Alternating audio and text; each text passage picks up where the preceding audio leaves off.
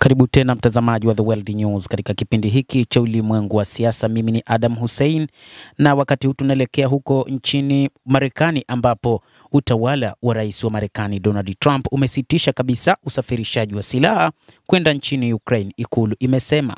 Utawala wa Donald Trump, rais wa Marekani, umesema kwamba sasa hautakuwa na mpango wa kusafirisha silaha kuzipeleka nchini Ukraine kwa ajili ya mapambano dhidi ya Urusi. Marekani imesitisha baadhi ya shehena za silaha kwenda Kiev. Hii ni kwa mujibu wa ikulu ya Marekani, ikisema kuwa hawatapeleka tena silaha huku vita vya Urusi dhidi ya Ukraine vikizidi kupamba moto.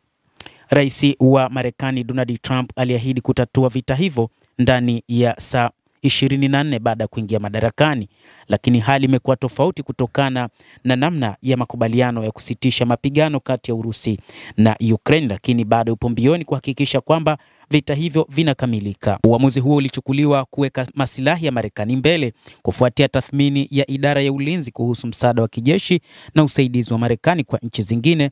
Hii ni kwa mujibu wa msemaji wa ikulu ya White House, Anne Kelly, ambaye amesema Marekani imetuma makumi ya mabilioni ya dola ya misaada ya kijeshi kwa Ukraine tangu Urusi ilipoanzisha operesheni yake maalum ya kijeshi nchini humo mnamo Februari mwaka 2022 na kusababisha baadhi katika utawala wa Trump kueleza wasiwasi wao kuwa akiba ya silaha za Marekani ni ndogo sana, na hivyo utawala huo umeona hakuna namna isipokuwa kusitisha upelekaji wa silaha hizo katika taifa hilo la Ukraine.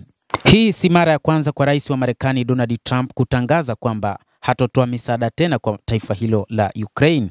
Alishatangaza kuweka wazi kwamba atasitisha baadhi ya misaada kwa baadhi ya mataifa ikiwa ni pamoja na Ukraine, lakini wakati huu ameingia katika mpango wa silaha ambao pia uliidhinishwa tangu kipindi cha utawala wa Joe Biden, rais aliyepita.